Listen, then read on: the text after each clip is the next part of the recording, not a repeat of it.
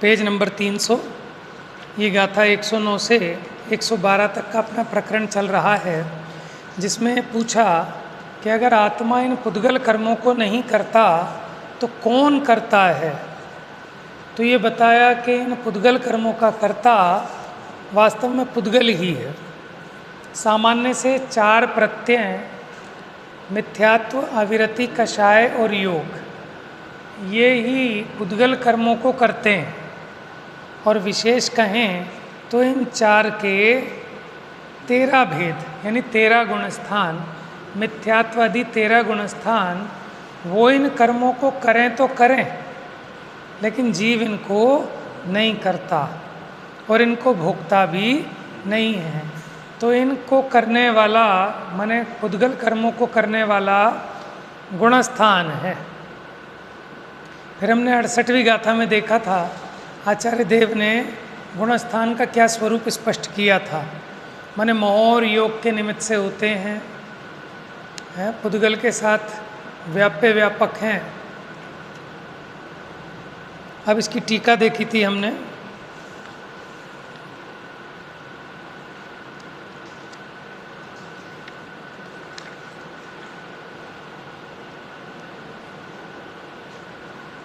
Page number निकालो 304 number.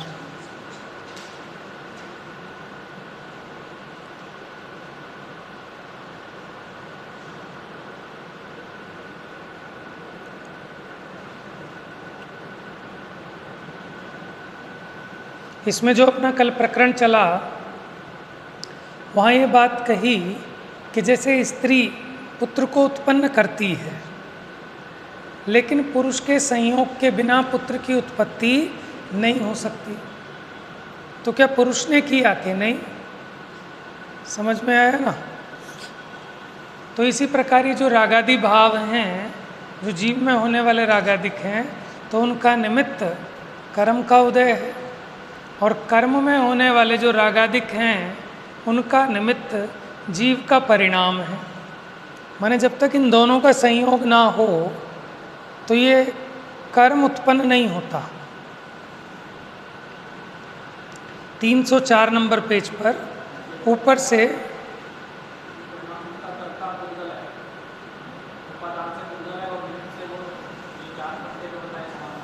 हाँ, जो पुद्गल कर्म है उसका कर्ता वास्तव में पुद्गल ही है, उपादानपन है। और निमित्तपन है कहें तो जीव का जो राग भाव,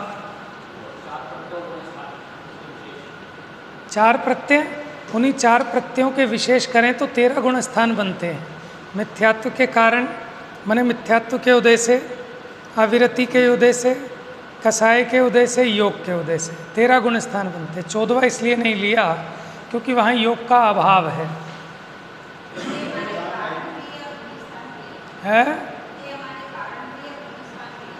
देखो यहाँ प्रत्यय, देखो प्रत्यय का मतलब होता है कि बंध के कारण। आश्रव को भी प्रत्यय कहते हैं, चूँकि ये गुणस्थान बंध के कारण हैं, इसलिए इनको प्रत्यय कह रहे हैं। कहीं कहीं प्रत्यय जो है निमित्त के अर्थ में भी देखा जाता है, कारण निमित्त। और निमित्त का मतलब हर जगह निमित्त उपादान वाला नहीं होता, कहीं कहीं निमित्त का मतलब कारण भी होता है।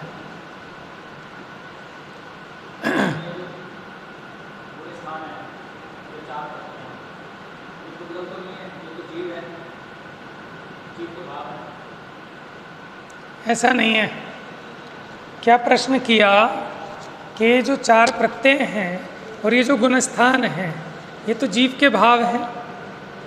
तो ये बात आज कल भी चली थी, अपनी 3 दिन से चल रही है, आज चौथा दिन है मेरे ख्याल से। तो इसमें यह स्पष्ट लिखा है, देखो पेज नंबर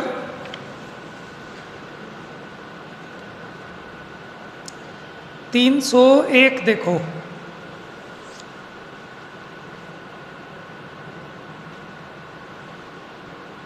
भाषा टीका मिल गई। वास्तव में पुद्गल कर्म का पुद्गल द्रव्य ही एक करता है। क्या कह रहे हैं? पुद्गल कर्म का पुद्गल द्रव्य ही एक करता है वास्तव में। उसके विशेष, किसके विशेष? पुद्गल के। जो पुद्गल पुद्गल कर्म का करता है, उस पुद्गल द्रव्य के विशेष मिथ्यात्व, अविरति, कषाय और योग बंध के सामान्य हेतु ये 4 कर्ता हैं। उन्हीं के भेद करने पर मिथ्या दृष्टि से लेकर सयोग केवली तक 13 कर्ता हैं। अब जो पुद्गल कर्म के विपाक के प्रकार होने से, किसके प्रकार हैं ये? पुद्गल कर्म के विपाक के प्रकार, माने मिथ्यात्व भी, मिथ्यात्व कर्म का विपाक, उसका नाम मिथ्यात्व। समझ में आया? अप्रत्याख्यानावरण आदि के उदय का विपाक, उसका नाम अविरति। कषाय कर्म के उदय का विपाक, उसका नाम कषाय। समझ में आया? ऐसे योग में भी जो मनोवचन का योग कहते हैं, उसमें नाम कर्म आदि का उदय निमित्त होता है। तो जो पुद्गल कर्म के विपाक के प्रकार होने से, माने पुद्गल कर्म के उदय के भेद होने से, प्रकार कहें यानी उसके टाइप्स, पुद्गल कर्म के विपाक मैंने उदय, उसके भेद होने से अत्यंत अचेतन हैं। कौन? ये 4 मिथ्या, अविरति है ना, और 13 प्रकार के गुणस्थान। ऐसे ये 13 कर्ता ही मात्र व्यापक, व्याप्य व्यापक भाव से, कौन से भाव से? तो उपादान हो गया ना, ये पुद्गल कर्म का उपादान कहा इसको। व्याप्य व्यापक भाव से यदि कुछ भी पुद्गल कर्म को करें तो भले करें, इसमें जीव का क्या आया? कुछ नहीं। यहाँ तर्क है कि पुद्गल में मिथ्यात्वादि को भोगता हुआ जीव स्वयं ही मिथ्या दृष्टि होकर पुद्गल कर्म करता है। तो इसका समाधान यह है कि ये तर्क वास्तव में अविवेक है कि जीव कर्म को भोगता है। जीव भाव्य भावक भाव का अभाव होने से आत्मा निश्चय से पुद्गल द्रव्यमय मिथ्यात्वादि का भोगता भी नहीं है, तो फिर पुद्गल कर्म का कर्ता कैसे हो? ये सिद्ध हुआ कि जो पुद्गल द्रव्य में 4 सामान्य प्रत्ययों के 13 भेद रूप विशेष प्रत्यय हैं, जो कि गुण शब्द से कहे जाते हैं, गुण यानी गुणस्थान, वही मात्र कर्मों को करते हैं। इसलिए जीव पुद्गल कर्मों का अकर्ता है, किंतु गुण ही उनके कर्ता हैं। और वे गुण तो बताओ, इससे ज़्यादा कितना लिखें? वे गुण तो पुद्गल द्रव्य हैं, माने वे गुणस्थान पुद्गल द्रव्य हैं। इससे ये सिद्ध हुआ कि पुद्गल कर्म का पुद्गल द्रव्य ही एक करता है। थर्मामीटर का उदाहरण दिया था।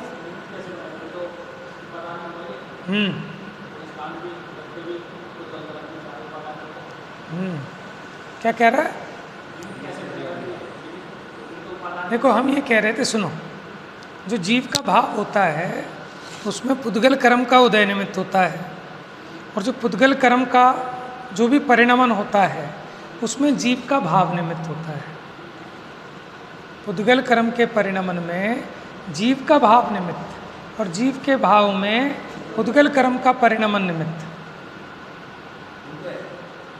हाँ हाँ, वही उदय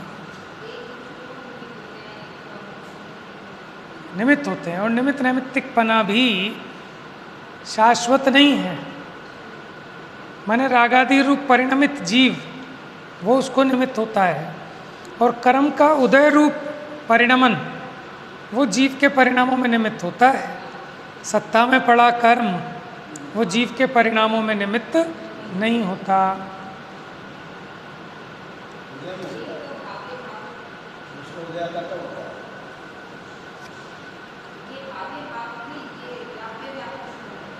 कर्ता कर्म कहना होता है तो व्याप्य व्यापक कह देते हैं, भोक्ता भोग्य कहना हो तो भाव्य भावक कह देते हैं। बात एक ही है।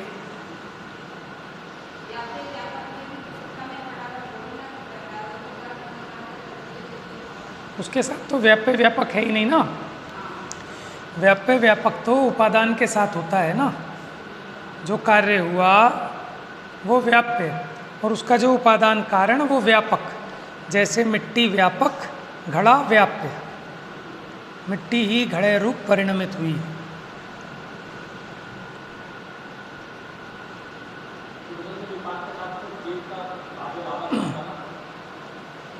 वो व्यवहार से भले कह लो, वास्तव में तो जीव अपने ही परिणाम के साथ उसका भावक और उसका भाव्य है, वो निमित्त की तरफ से कह देते हैं।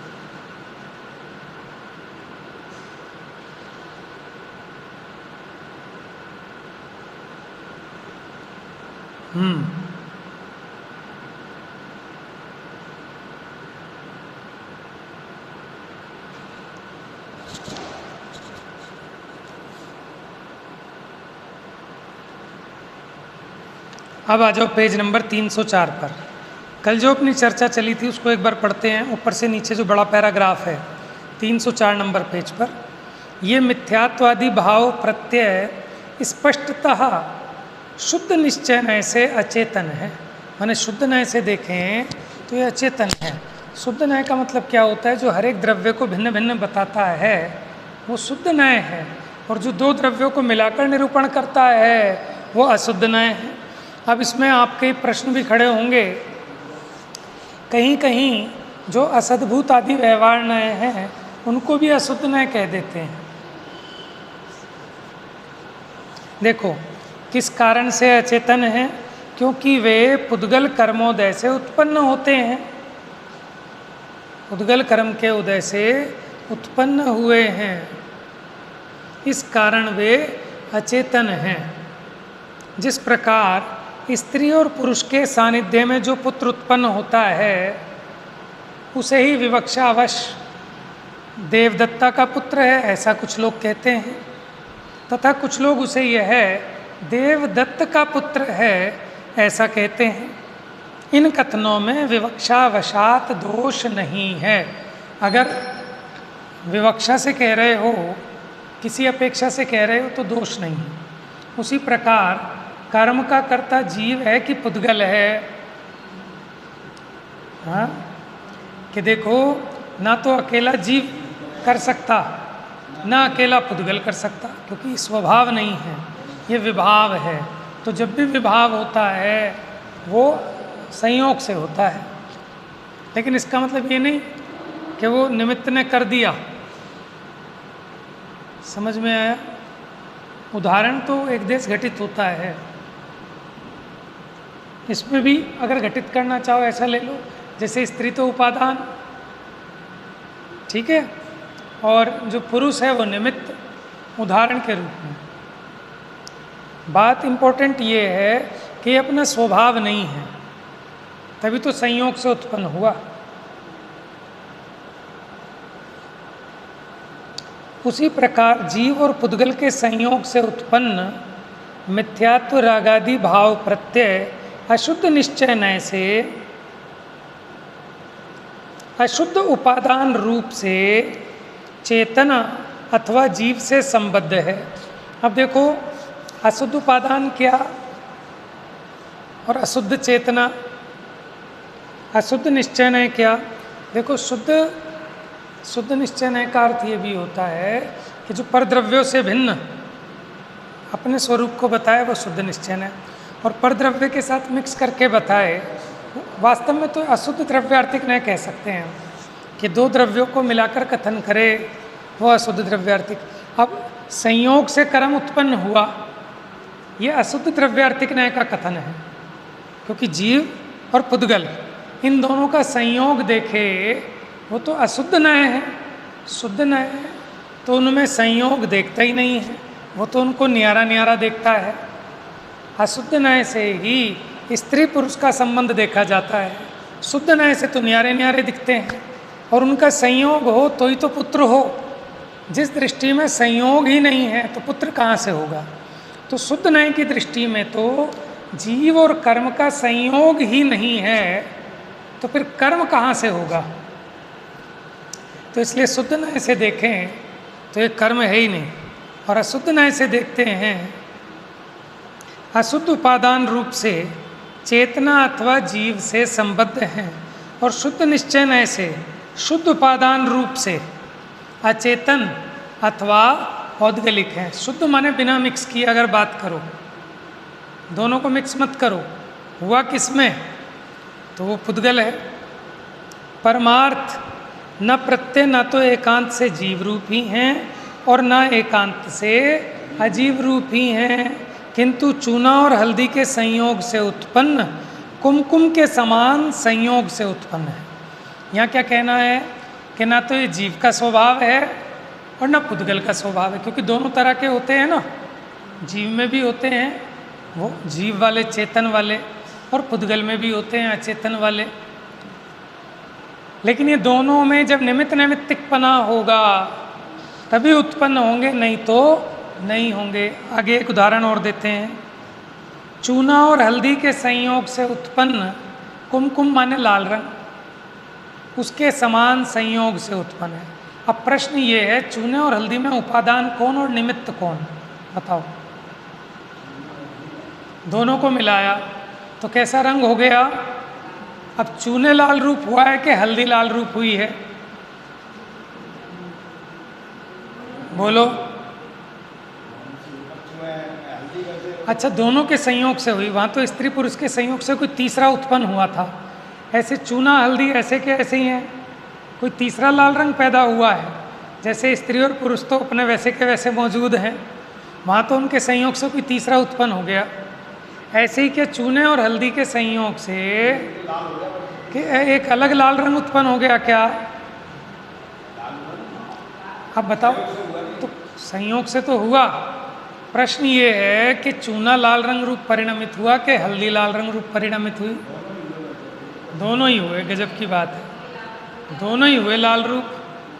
तो ऐसे ही क्या दोनों ही कर्म रूप परिणमित हो जाएंगे, पुद्गल भी और जीव भी?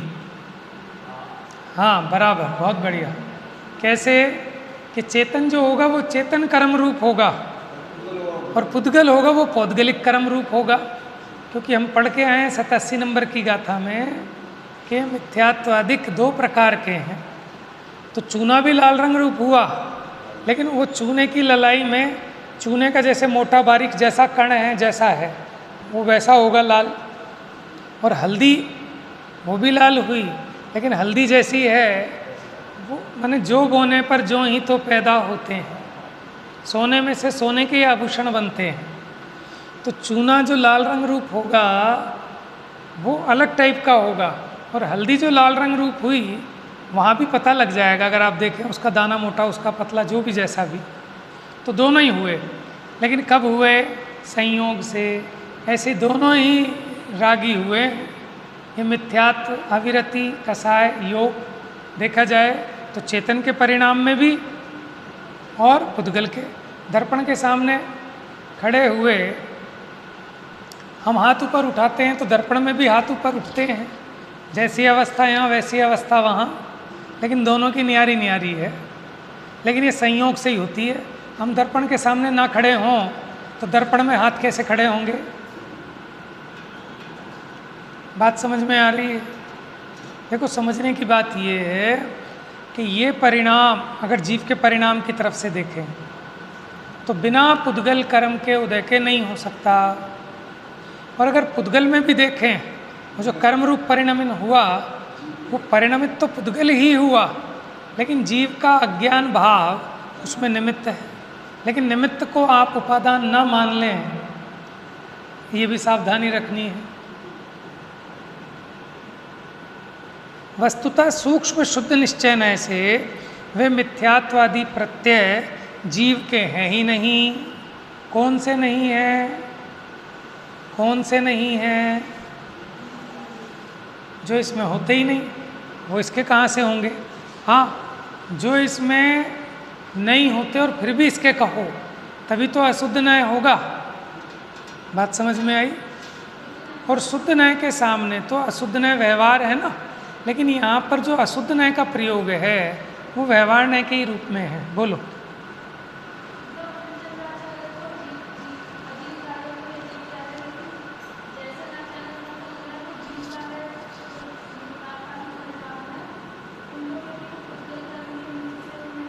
निमित्त कहाँ लिखा है इसमें? नहीं, एक मिनट, इसमें कहीं आया पढ़ने में कि पुद्गल के निमित्त से होते हैं? वो तो पुद्गल को उपादान कह रहे हैं।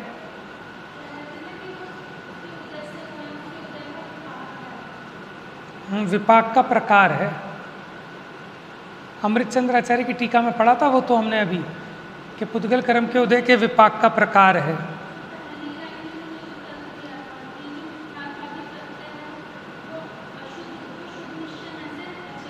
हाँ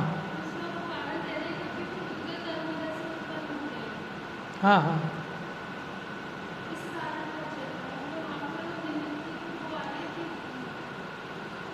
देखो पुद्गल, हाँ वो बात ठीक है, पुद्गल कर्मोदय से उत्पन्न होते हैं इसलिए वे अचेतन हैं। लेकिन यहाँ किसकी बात चल रही है? ठीक है, आप जीव के बात देखो, अभी जो ये तो बात फेमस है ही कि जीव के जो विकारी भाव हुए वो पुद्गल कर्म के निमित्त से हुए, इसलिए इनको पुद्गल कह देते हैं।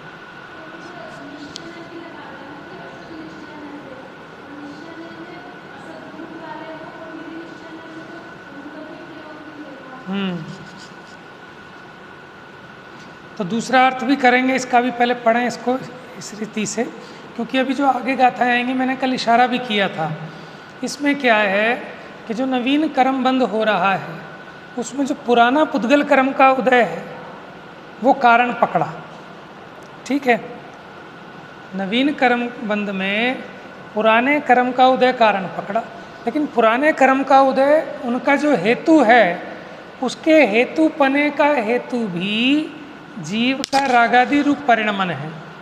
तो आगे आएगा कि वास्तव में बंध का कारण तो जीव का रागादि ही है। समझ में आएगा अभी आगे वो भी। तो यहाँ कहा क्योंकि वे पुद्गल कर्मोदय से उत्पन्न होते हैं। अब यहाँ देखो, चूना और हल्दी के संयोग से उत्पन्न कुमकुम लाल रंग के समान संयोग से उत्पन्न है। वस्तुतः सूक्ष्म शुद्ध निश्चय से वे मिथ्यात्वादी प्रत्यय जीव के हैं ही नहीं, वे तो अज्ञान से उत्पन्न हुए कल्पित हैं। इससे आप क्या कहना चाहते हैं? यह है कि जो कोई व्यक्ति एकांत से रागादि को जीव का कहते हैं अथवा एकांत से अजीव का कहते हैं, वे दोनों वचन मिथ्या हैं। तो फिर किस कारण से मिथ्या हैं?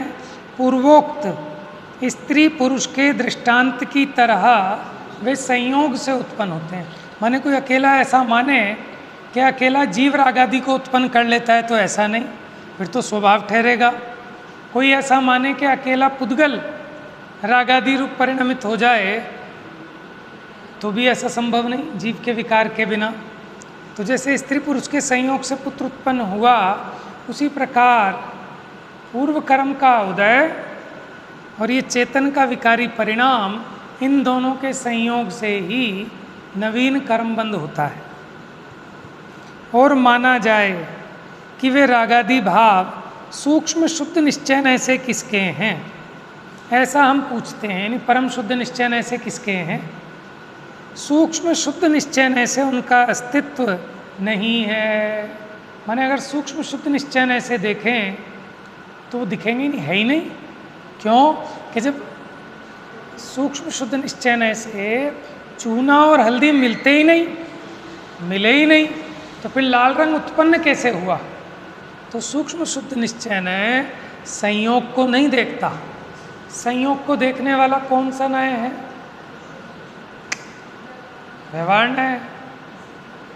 भाई संयोग को देखने वाला व्यवहार न्याय है, संयोगी भाव को देखने वाला अशुद्ध निश्चय न्याय है। अंतर समझ में आया? संयोग को देखने वाला व्यवहार न्याय है, असद्भूत व्यवहार है कि मैं धनी हूँ। और संयोगी भाव, देखो अंतर है। संयोग, यही समझा रहा हूँ, संयोग और संयोगी भाव। जैसे धन का संयोग हुआ, ये तो संयोग है, लेकिन उस धन के संयोग होने पर इसमें जो भाव उत्पन्न हुआ इसका कि मैं करोड़पति, वो संयोगी भाव है। वो जीव में उत्पन्न हुआ वो भाव, संयोग जीव में नहीं आया, वो तो असद्भुत व्यवहार न्याय का विषय।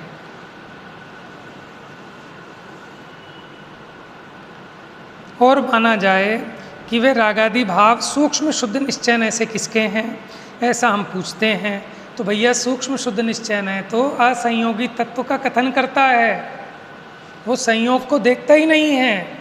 संयोग देखने का काम तो व्यवहार न्याय का है। व्यवहार न्याय को अशुद्ध न्याय भी कह देते हैं। समझ में आए क्यों? क्योंकि वो दो द्रव्यों को मिलाकर निरूपण करता है। हाँ, वो तो किसी और ने लिखा है ना। हाँ, इसीलिए मैंने उसको नहीं पढ़ा। ये छोटी छोटी चीज़ें चेंज करने से ना फिर पूरा अर्थ चेंज हो जाता है। अभी हम इसको मूल से पढ़ रहे हैं, बाद में दूसरे तरीके से भी पढ़ेंगे। वे रागादि भाव सूक्ष्म शुद्ध निश्चय ऐसे किसके हैं, ऐसा हम पूछते हैं। तो सूक्ष्म शुद्ध निश्चय से उनका अस्तित्व नहीं है।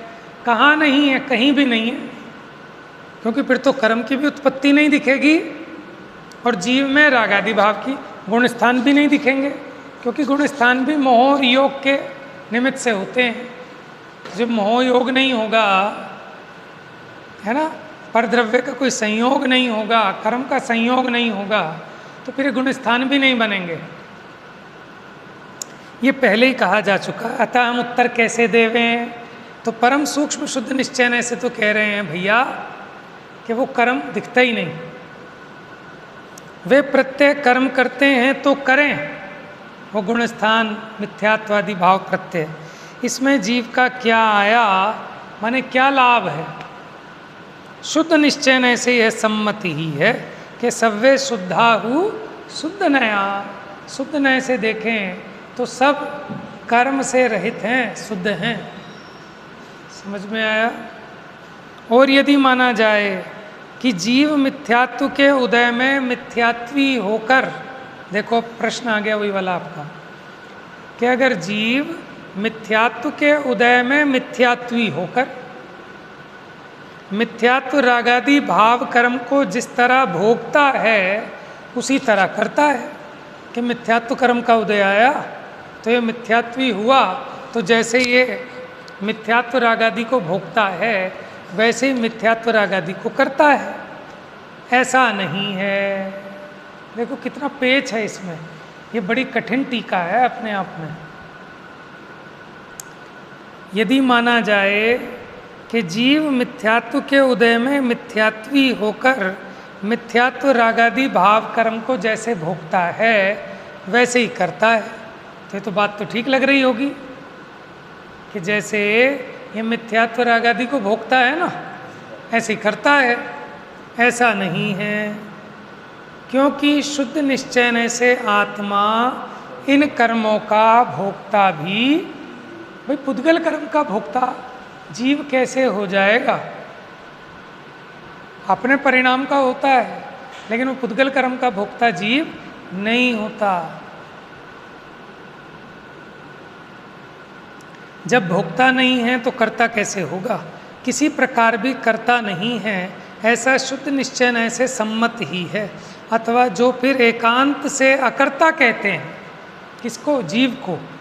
जो एकांत से जीव को अकर्ता कहते हैं। अब दूसरी बात, क्योंकि आचार्य ये भी समझ रहे हैं कि गड़बड़ ना कर बैठे, शुद्ध निश्चय से तो संयोग नहीं दिखेगा, इसलिए इसको कर्म है ही नहीं, रागादिक है ही नहीं, गुण स्थान है ही नहीं, जीव कोई नहीं है ही नहीं किसी के भी।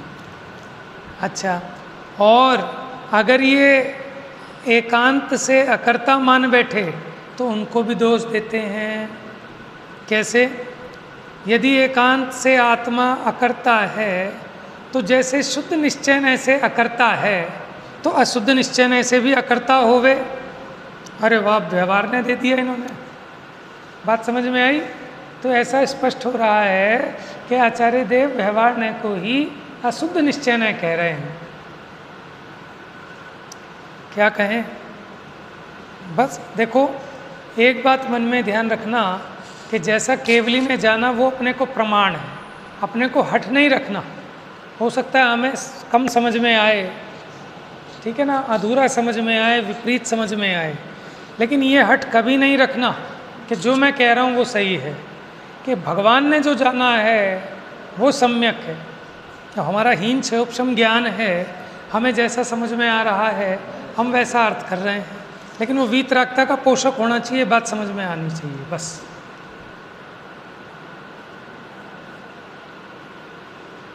ठीक है ना। और तर्क युक्ति से विवक्षा से तो सारी बातें सिद्ध होती हैं, उसमें कोई आपत्ति नहीं है। अथवा जो फिर एकांत से अकर्ता कहते हैं उनको भी दोष देते हैं। क्यों? अगर आत्मा एकांत से अकर्ता हो तो जैसे शुद्ध निश्चय से हमने कर्म का अकर्ता कहा, तो उसी प्रकार व्यवहारने से भी अकर्ता हो जाएगा।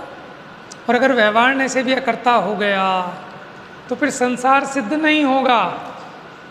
अगर ये व्यवहारने से भी कर्मों का बंधक ना हो, कर्मों का कर्ता भोक्ता ना हो। द्रव्य संग्रह की गाथा है ना, जीवो ओगमो अमुत्ति कत्ता स्वदेह परिमाणो भोक्ता संसारत्थो सिद्धो सो विश्व सोट गई। भोक्ता है, संसारी है। तो देखो एक नए से देखें तो ये जीव कर्मों का करता है। अगर सर्वथा करता हो तो फिर संसार किसका? फिर ये संसार में क्यों रहेगा? संसारी क्यों रहेगा? संसार का अभाव ठहरेगा तो फिर संसार के व्यय पूर्वक उत्पन्न होने वाला सिद्ध दशा, उसका भी अभाव ठहर जाएगा। गजब बात है। यदि एकांत से आत्मा अकर्ता है तो जैसे शुद्ध निश्चय से अकर्ता है, उसी प्रकार व्यवहार न से भी अकर्ता है। तब सर्वथा ही अकर्तृत्व मानने पर, समझ में आया, संयोग सिद्ध नहीं होगा, संसार का अभाव होता है। एक दोष तो ये है। उसके मत में आत्मा भोक्ता भी नहीं है। जब उसने किया ही नहीं, सर्वथा अकर्ता है, तो फिर वो भोक्ता भी क्यों? लेकिन दिख तो रहा है चार गति में भोक्ता है नहीं कर्म के फल को। और यदि सांख्य आत्मा को भोक्ता मानते हैं तो उनके स्वमत का व्याघात होता है। अब आचार्य के दिमाग में थोड़ा सांख्य मत भी आ गया। आप ये ध्यान रखना, समय सार में उस समय जो प्रचलित अन्य मत थे, जो दर्शन थे, उनके खंडन पर भी दृष्टि रही आचार्यों की। तो बहुत सारी बातें हमें ऐसा लगता है ना कि बिना मतलब की जिरह चल रही है, इतनी बहस चल रही है कि आपको दिख नहीं रहा लेकिन उन्हें दिख रहा है। समझ में आया? कई बार हमें ऐसा लगता है बेमतलब की बात में इतना उलझ रहे हैं विद्वान लोग। अरे तुम अभी समझे नहीं, अभी तुम्हें पता नहीं गहराई से कि बेमतलब में नहीं उलझ रहे। वो उनकी कुछ बात है जिस बात पर बात इतनी गहरी चल रही है। तो ऐसे ही आचार्य देव ने जो इतनी गहराई से बात कह रहे हैं, इतनी ताकत के साथ, क्योंकि ऐसे मिथ्यामत जगत में प्रचलित हैं जो आत्मा को सर्वथा या तो अकर्ता मानते हैं या सर्वथा कर्ता मानते हैं। और द्विक्रियावादी का निषेध तो चल ही रहा है पीछे से।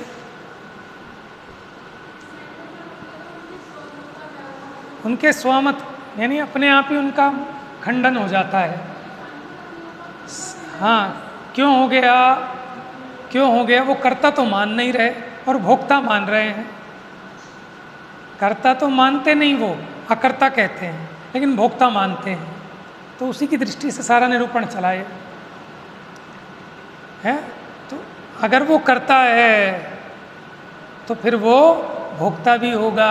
और जब तुम कह रहे हो कि कर्ता नहीं है लेकिन तुम भोक्ता मानते हो, तो अगर तुमने भोक्ता माना तो तुम्हारा जो अपना स्वमत था कि आत्मा सर्वथा अकर्ता है, तो तुम्हारे उस मत का अपने आप ही खंडन हो गया। यह भी दोष है। इसलिए सिद्ध हुआ कि गुणस्थान नामक जो प्रत्यय वे कर्मों को करते हैं। ठीक है, मोटे रूप में आप ये समझ लो कि संयोगी भाव के बिना, माने जीव के अज्ञान भाव, वो निमित्त है उसमें। ठीक है ना। इसलिए सिद्ध हुआ कि गुणस्थान नामक जो प्रत्यय हैं वे कर्मों को करते हैं। माने आप ऐसा समझ लो कि जीव का अशुद्ध परिणाम वो निमित्त और पूर्व कर्म के उदय का विपाक, ये सब चीज़ें एक साथ मौजूद रहती हैं। वे कर्मों को करते हैं, जैसा कि पूर्व गाथा में कहा। इसलिए शुद्ध निश्चय से जीव उन कर्मों का कर्ता नहीं है। गुणस्थान संज्ञा वाले प्रत्यय ही कर्मों को करते हैं, यह सम्मत ही है। इस प्रकार शुद्ध निश्चय से प्रत्यय ही कर्मों को करते हैं। इस तरह से व्याख्यान करने वाली 4 गाथाएं पूर्ण हुई। यहाँ मतलब आप गहराई से समझना, दार्शनिक बात थी ये, थोड़ी सी दर्शन संबंधी बात थी। अब हमने और दर्शन इतने पढ़े नहीं ना, तो हमें ऐसा लगता है आचार्य इतनी मेहनत कर रहे हैं, क्या ज़रूरत है इसकी, कि आपके लिए नहीं कर रहे। लेकिन जिनकी बुद्धि में उल्टी बातें बैठी हैं, अब आखिरी वाली लाइन भी हमें तो समझ में नहीं आएगी कि सांख्य मत का व्याघात हो गया। तो जगत में ऐसे मत चलते हैं, इसीलिए उन्होंने ऐसा उपदेश भी किया है। जैसे औषधालय में बहुत सारी औषधियाँ हैं, आप अपनी बीमारी के हिसाब से अपने प्रयोजन की औषधि का सेवन करके अपने रोग का अभाव करते हैं, ठीक है ना। लेकिन जानकारी करना नुकसान का काम नहीं है, जानकारी तो होनी चाहिए। लेकिन अब दवा कौन सी लेनी है ये अपने रोग के हिसाब से ले लेना, ठीक है ना। और जहाँ तहाँ हर एक कथन में वीतरागता का ही पोषण है, भेद विज्ञान का ही पोषण है। उस भेद विज्ञान के प्रयोजन को पुष्ट करने के लिए सारी गाथाएं हैं। कौन सा भेद ज्ञान का प्रयोजन पुष्ट कर रहे हैं इसमें से, कि जीव पर द्रव्य का कर्ता नहीं है। समझ में आया। तो फिर प्रश्न इतना बड़ा खड़ा हुआ कि सारे कर्म बंध रहे हैं, सब कुछ हो रहा है, जब जीव पर द्रव्य का नहीं कर सकता तो फिर ये पुद्गल कर्म बंधते क्यों हैं और जीव इनको भोगता क्यों है। तो समझा रहे हैं भैया, इन कर्मों को जीव न तो करता है न भोगता है। इसमें कारण तो वो गुणस्थान आदि अशुद्ध भाव, अब वो पुद्गल के हैं कि चेतन के हैं, उसकी और चर्चा अब इसमें क्रम से चलेगी, विषय भी और आएगा आगे। तो 109 से 112 की गाथाओं की टीका यहाँ पूरी हुई। अब 113 नंबर की गाथा से कल आगे बढ़ाएंगे। मिथ्यात्म नाश वे को